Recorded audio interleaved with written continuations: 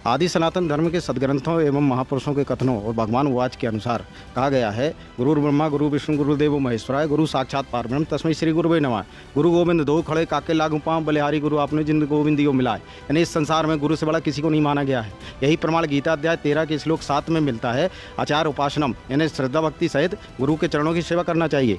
गीता अध्याय 17 के श्लोक 14 में कहा है, गुरु प्राज्ञ पूजनम यानी गुरुजनों की पूजा करो। गीता अध्याय 4 के श्लोक 34 में कहा है, तत्विधि प्रणिपातेन परिप्रश्न सेव्या उपदेक्षन्ति ते ज्ञानम ज्ञान तत्वदर्शना यानी उन पूर्ण ब्रह्म परमात्मा के वास्तविक ज्ञान और समाधान को जानने वाले संतों को भलीभांति दंडवत प्रणाम करने से, उनकी सेवा करने से, कपट छोड़कर सरलतापूर्वक प्रश्न करने से, वो पूर्ण ब्रह्म को तत्व से जानने वाले ज्ञानी माता यानी तत्वदर्शी संत तुझे उस तत्व ज्ञान का उपदेश करेंगे। यही बात जो है श्री भागवत सुधा सागर अध्याय 15 7वें स्कंद श्लोक नंबर 26 और 27 में मिलता है कि हृदय में ज्ञान रूपी दीपक जलाने वाले गुरुदेव जी स्वयं भगवान ही हैं और जिन्हें लोग भ्रम के कारण मनुष्य मानते हैं। फिर कहते हैं, रामकृष्ण कौन बड़ा, जिन भी गुरु की 3 लोक के बेधनी, गुरु आगे आधीन, गुरु से अधिक कोई न ठहराई, मोक्ष पंथ नहीं गुरु मन पाई, रामकृष्ण बढ़ते पुन राजा और तीन गुरुमंद कीन निज काजा। यानी गुरु से अधिक किसी को नहीं मानना चाहिए। गुरु के बिना कोई मोक्ष का रास्ता यानी भक्ति प्राप्त नहीं होती है। इसका प्रमाण हमारा जीता जागता श्री रामचंद्र जी श्री कृष्ण जी का देख लो। उन्होंने गुरु बनाए, उनकी आज्ञा का पालन किया, उनको एक भक्त की तरह अधीन बनकर रहे।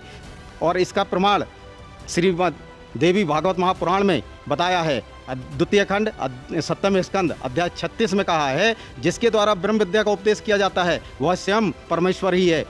उपदेश विद्या में प्रत्युपकार करने में मनुष्य सर्वदा असमर्थ है, इसलिए वह गुरु का सदा ही ऋणी रहता है।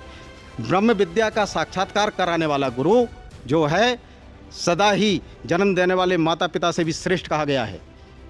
गुरु को माता पिता से भी बड़ा बता दिया है, जबकि हमारी भारतीय संस्कृति कहती है कि प्रथम गुरु हमारी माँ होती है, माता पिता हमारे गुरु होते हैं प्रथम चरण में। जब गुरु से भी बड़ा बताते हैं। हमारी भारतीय संस्कृति कहती है, या देवी सर्वभूतेषु मातृरूपेण संस्थिता, तब नमस्तस्य नमो नमः। माता को सबसे बड़ा गुरु बताया और प्रथम गुरु माँ, बच्चे की माँ होती है।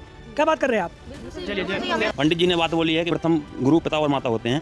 इसके बाद गुरु की और आवश्यकता होती है। जन्म देने से पार नहीं हो जाएंगे अपन। माता पिता तो केवल अपन को जन्म देते हैं। इसके बाद 7 गुरु होते हैं, मनुष्य के 7 गुरु होते हैं जो अलग अलग तरीके से होते हैं। तो एक वाणी है, महापुरुषों की वाणी आती है, उसमें लिखा है कि प्रथम गुरु पिता और माता जो है रक्त बीज का दाता, यानी कि उन्होंने जन्म दिया वो प्रथम हुए। फिर दूसरा गुरु भय बदाई जो गर्भवास की मैल छुड़ाई। तीसरा गुरु नाम जो धारा सोई नाम से जगत पुकारा।